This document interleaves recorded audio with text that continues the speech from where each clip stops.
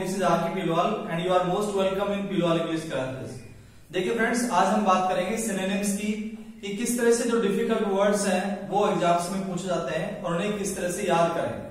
जब आप बार बार difficult words को सुनते हो, आप पढ़ते हो, तो हमेशा आपकी स्मृति जो है, मेमोरी है, उसमें स्थायी होते हैं, परमानेंट हो जाते हैं ऐसे वर्ड्स। आइए तो इन वर्ड्स की बात करें। सबसे पहले सैवेज। सैवेज क्या होता है? जंगली होता है, SAVAGE। सैवेज क्या होता है? असभ्य होता है, जंगली होता है, अशिष्ट होता है, अभद्र होता है। और कौन कौन से वर्ड्स हैं जो इससे संबंधित है? जैसे ब्रूटिश होता है, ब्रूटल होता है, बार्बरस होता है, अनसिविलाइज्ड होता है, चार्लिश होता है, रूरल होता है, रस्टिक होता है। उस तरह से बहुत सारे ऐसे वर्ड्स हैं जो आपके सैवेज को डिनोट्स करते हैं। और सैवेज एक एडजेक्टिव है, क्योंकि कैसा, हाउ का जवाब दे रहा है। I don't like savage people, ये एडजेक्टिव है क्योंकि हाउ का जवाब दे रहा है, इसलिए सैवेज के लिए। और कौन कौन से वर्ड्स हैं जो इसके एडजेक्टिव्स हैं उसका देखो आप। सबसे पहले बार्बरस, BARBAROUS, बार्बरस। बार्बरस भी क्या होता है? जंगली होता है, असभ्य होता है। जैसे आई डोंट लाइक बार्बरस पीपल, मुझे असभ्य लोग, मुझे बर्बर लोग, मुझे क्रूर, आतताई, दरिंदे, क्रूर, वहशी लोग पसंद नहीं है, असभ्य लोग पसंद नहीं है, अशिष्ट लोग पसंद नहीं है। तो बार्बरस हो गया। उसके अलावा आ गया अनसिविलाइज्ड, UNCIVILIZED। अनसिविलाइज्ड भी क्या हो गया? अशब्द हो गया, असभ्य हो गया। उसके अलावा पॉलिश्ड, पॉलिश्ड शूज होते हैं बिल्कुल अच्छे। और अनपॉलिश्ड क्या हो गया? असभ्य, अनपॉलिश्ड। अनपॉलिश्ड भी सैवेज का ही क्या है? सिनोनिम्स है। फिर है रूड, RUDE, रूड। रूड भी क्या होता है? अशिष्ट होता है। Enraged, ENRAGED। एनरेज्ड होता है, रेज होता है गुस्सा, रेज का मोबाइल फोन पे आता है। एनरेज्ड हो गया आपका वर्ब। एनरेज्ड हो गया उग्र, आतताई, दरिंदे, क्रूर, वहशी, ये सब एनरेज्ड सैवेज के सिनोनिम्स हैं। उसके अलावा वाइल्ड, वाइल्ड होता है, वाइल्ड लाइफ होता है, जंगली जीव। तो जो लोग उग्र होते हैं, वाइल्ड होते हैं, वो भी क्या होते हैं? जंगली होते हैं। Brutish, brutish, BRUTISH। ब्रूटिश भी क्या होते हैं? ये भी क्या होते हैं? बहुत अशिष्ट होते हैं। उसके अलावा बुरिश, बुरिश भी एक वर्ड होता है, BOORISH। ये भी क्या होता है? गंवार होता है, अशिष्ट होता है। बूर, बूर वर्ड से बना है बुरिश, बुरिश भी एडजेक्टिव है। उसके अलावा रस्टिक, रूरल आ गया, RURAL, रूरल, रस्टिक। अनसोफिस्टिकेटेड भी उसका वर्ड होता है, अनसोफिस्टिकेटेड, अनसोफिस्टिकेटेड। सोफिस्टिकेट होता है बहुत अच्छा, सभ्य। और अनसोफिस्टिकेटेड क्या हो गया? असभ्य। अनसिविलाइज्ड, जिसे अनसिविलाइज्ड होता है, असभ्य होता है, वो होता है। फिर है नेक्स्ट इंसेप्शन, INCEPTION। इंसेप्शन क्या होता है? शुरुआत होती है, ये नाउन है, क्योंकि तो जिस वर्ड के अंत में TION ऐसा बनाया हुआ हमारा नाउन होता है, दैट इज कंसिडर्ड नाउन। अब शायद ये आ गया, in olden times people used to be boorish. In olden times, पुराने जमाने में, people used to be barbarous, uncivilised होते थे। दे लीड वाइल्ड लाइफ, बहुत जंगली जैसे जिंदगी जीते थे। दे डिडंट हैव एनी कल्चर, उनमें कोई कल्चर नहीं थी। दे वर नॉट वेल कल्चर्ड, नहीं थे, सुसभ्य नहीं थे, सिविलाइज्ड नहीं थे, डिसेंट नहीं थे वो, उनमें कोई परंपराएं नहीं थी। They didn't have lot of traditions, civilization नहीं था। वो अपनी एक बहुत पुरानी सभ्यता में जिंदगी जीते थे। Although they have their own tradition, but they were not polished, they were not decent, they were not civilized, सभ्य नहीं थे। अब आप बार बार इस तरह के शब्द सुनोगे तो आपको भी इतने पूरे के पूरे जो सिनोनिम्स से याद हो जाएंगे। आप देखो कितने सारे वर्ड्स हैं, savage, barbarous, uncivilised, unpolished, rude, enraged, wild, brutish, boorish, rural, rustic और अनसोफिस्टिकेटेड। आप मत पढ़ो हजारों वर्ड्स, आप कुछ ही शब्द पढ़ो। बार बार आप सेंटेंस में देखोगे। आजकल क्या होगा? ब्रूटिश क्राइम्स हो रहे हैं, पीपल निर्दयी हो रहे हैं, रूथलेस हो रहे हैं, निर्दयी। रूथलेस क्या हो गया? निर्दयी हो गया, पहले भी लिखा था रूथलेस। और क्या हो गया? Merciless, merciless. और क्या हो गया? पिटीलेस, निर्दयी हो रहे हैं लोग। आ गया, they didn't have pity, love नहीं है, अफेक्शन नहीं है, कोऑपरेशन नहीं है, एक दूसरे के अंदर ब्रदरहुड नहीं है लोगों में। ब्रदरहुड क्या होता है? भाईचारा। ब्रदरहुड नहीं है, और क्या नहीं है? दया नहीं है, पिटी नहीं है, मर्सी नहीं है, मर्सी नहीं है लोगों में। तो हमें मर्सीफुल होना चाहिए, हमें पिटीलेस नहीं होना चाहिए, हमारे अंदर पिटी होनी चाहिए, दया होनी चाहिए, पिटी। ब्रदरहुड नहीं है, कोऑपरेशन नहीं है। सो ये सारे मानवीय मूल्य हमारे अंदर होने चाहिए। हमें ये सारा सेवेज, ब्रूटिश, अनसिविलाइज्ड ये सब नहीं होना चाहिए। It's really very bad to be uncivilized, to be rude, to be wild, to be brutish, to be uncivilized, to be unsophisticated. So all these adjectives I have mentioned, आप बार बार देखोगे, यदि आप रोज मेरी क्लास लोगे तो मैं गारंटी से दावा करता हूं आपको कठिन शब्द सुनने की और याद करने की हैबिट कल्टीवेट हो जाएगी।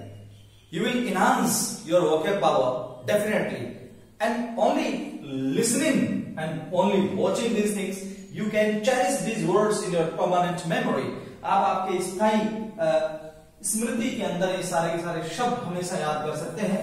अब आइए हम दूसरे महत्वपूर्ण शब्द के बारे में विस्तृत परिचर्चा करना चाहते हैं। We want to discuss one more important word which is really very important. Inception क्या होता है? Inception होती है शुरुआत, किसी चीज का उद्गम, किसी चीज का प्रादुर्भाव। उद्गम हुआ, प्रादुर्भाव हुआ, शुरुआत हुआ, शैशव काल हुआ, आरंभिक काल हुआ, प्रारंभिक काल हुआ। आप लोग हिंदी में भी सशक्त वक्ता बनिए, अपने शब्दों में उत्तरोत्तर इजाफा करो ताकि भाषा में चार चांद लगे। जो भी कोई श्रोता हो, चाहे कितना ही वो आपके शब्दों से, आपके अल्फाजों से कायल नहीं हो, अभिभूत नहीं हो, मगर ये बेहद आवश्यक है कि हमारे शब्द प्रासंगिक, औचित्यपूर्ण और मर्यादित होने चाहिए। तभी जाके हम आलसी श्रोताओं के जिगर के ऊपर भी अमिट छाप छोड़ सकते हैं। आप उनके टूटे हुए दिल के भी बादशाह बन सकते हैं। आइए अगले शब्द की शुरुआत, which is really very important in front of us. Inception क्या होता है? नाउन होता है, क्योंकि जिस वर्ड के एंड में टी-आई-ओ-एन, एस-आई-ओ-एन, आई-ओ-एन आता है, दैट इज कंसिडर्ड नाउन। अब अपना है इंसेप्शन क्या होती है? शुरुआत, यानी स्टार्टिंग। स्टार्टिंग होती है किस चीज की? शुरुआत होता है, बिगिनिंग होती है, बिगिनिंग। किसी चीज का इनिशिएशन होता है, शुरुआत होता है, ओरिजिन होता है, ओरिजिन, ORIGION, ओरिजिन से बना ओरिजिनल। ओरिजिनल होता है वास्तविक प्रादुर्भाव, जहां से शुरू होता है, उसकी एक्चुअल पोजीशन जहां से ओरिजिन हुआ है, उत्पत्ति हुई है।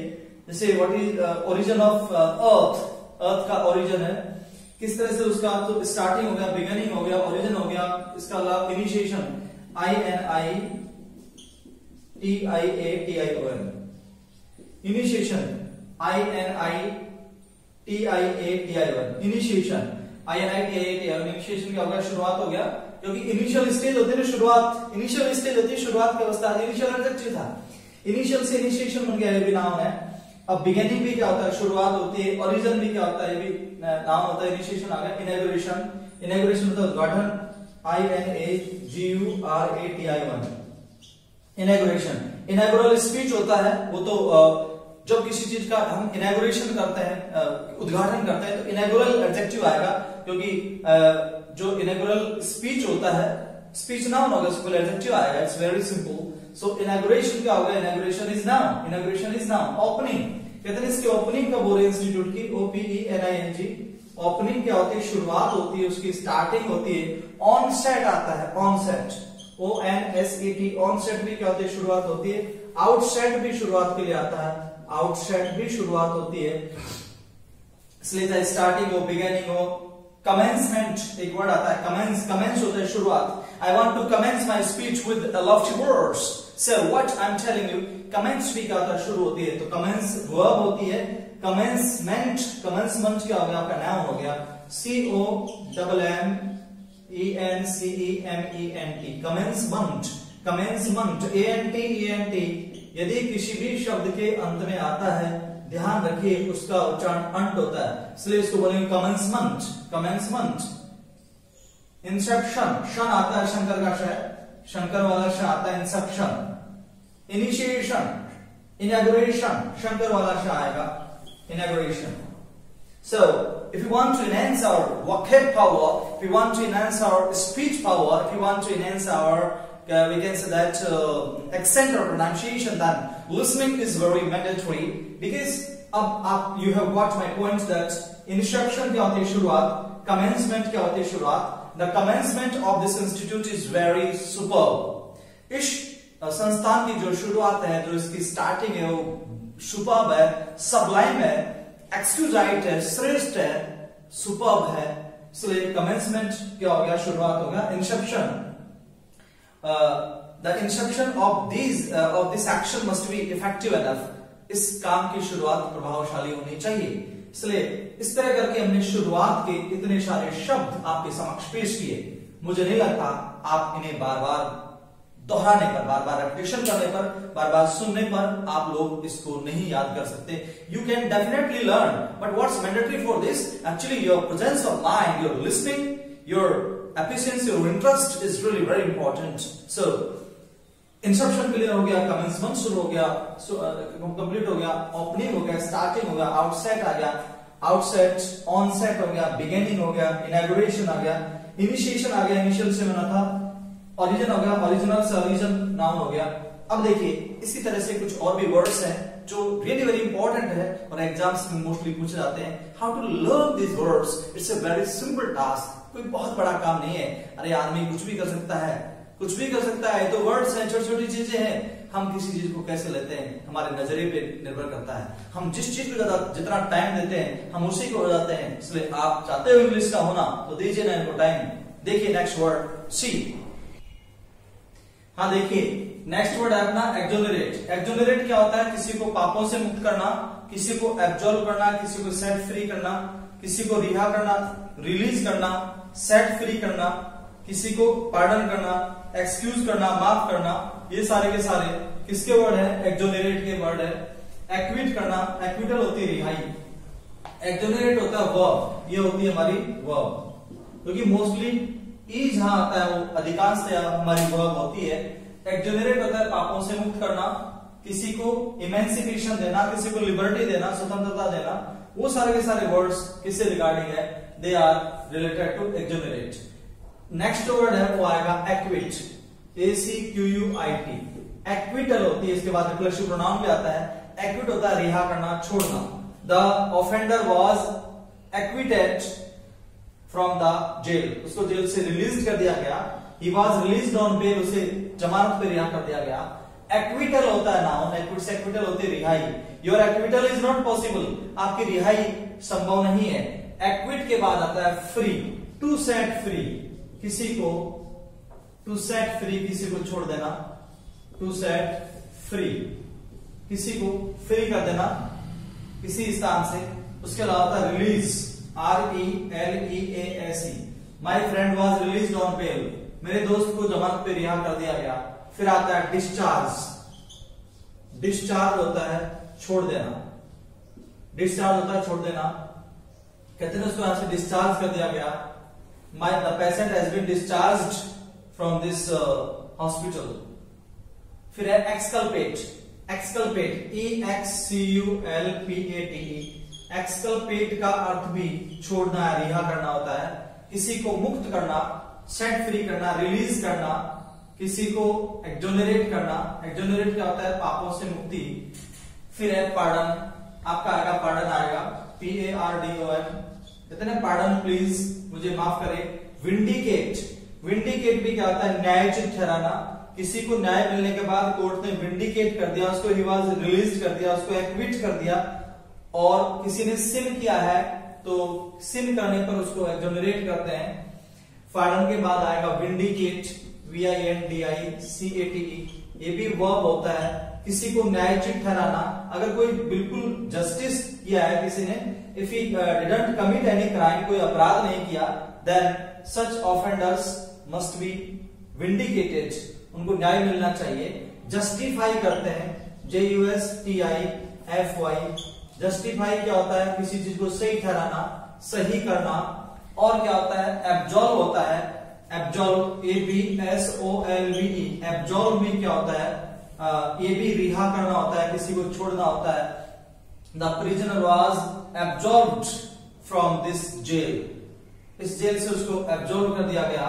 फिर है नेक्स्ट एब्जॉल्व के बाद एक्सक्यूज, एक्सक्यूज भी, एक्सक्यूज का मतलब भी किसी को छोड़ना से होता है।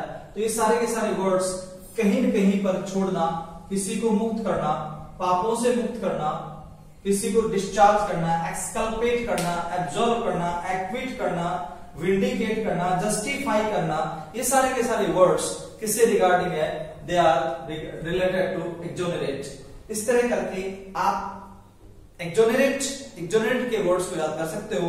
एब्जॉर्ब करना, सेट फ्री करना, एक्विट करना, रिलीज करना, डिस्चार्ज करना, पार्डन करना, उसके अलावा एक्सक्यूज करना, एक्सकल्पेट करना, ये सारा विंडिकेट करना, डिस्चार्ज करना, सेट फ्री करना, एक्विट करना, एक्सोनरेट करना। आप बार बार ऐसे वर्ड्स को पढ़ोगे तो आपको भी इसी तरह से सारे वर्ड्स याद हो जाएंगे। बस एक चीज की आवश्यकता होती है, आपका कंसंट्रेशन। अगर आपका कंसंट्रेशन बढ़िया है, if you focused your mental power on one point, then you can easily learn all these complicated words. Otherwise also it's not possible for us to learn these kind of words easily. So friends, everything depends on your interest. If you are interested enough that you can learn all these things, then you can easily learn. मैंने भी सोचा था, I am also from village, मैंने सोचा कि वो दिन कब आएगा जब मैं अंग्रेजों की तरह से बात करूं, जब मुझे पूरी ऑक्सफोर्ड के ऊपर 99% कमांड हो। दोस्तों मैंने वो हासिल किया। इसलिए ऐसा कुछ नहीं है, सब हवा बनाई जाती है। आप इस लक्ष्मण रेखा के क्राइटेरिया में मत रहो कि यदि पहले मैं 10 वर्ड याद करूंगा, रोज के 5 वर्ड याद करूंगा। आप जितना हो सकता है उतने करो। 10 वर्ड याद करने के बाद आप 100, 200, 300, 400 वर्ड्स पढ़ो, अदरवाइज जिंदगी निकल जाएगी। टाइम बहुत कम है दोस्तों। ये सब बकवास की बातें हैं कि डेली के 5 वर्ड, डेली के 10 वर्ड, ऐसा क्या है? मेमोरी है हमारी। We can enhance our mental power up to the mark, but it's very mandatory that if you want to be the best, then you must listen words every day. आप ऐसा करके सीख सकते हैं। इसलिए आज के लिए इतना ही बहुत है ये, और रिमेनिंग वर्ड्स में नेक्स्ट वीडियो में कराऊंगा। रोज आपकी वोकैबुलरी की क्लास चलेगी, बशर्ते आपके साहस, आपकी हिम्मत, आपके कॉन्फिडेंस में कोई गिरावट नहीं आए। Thank you for watching this video. Have a nice day. Thank you all.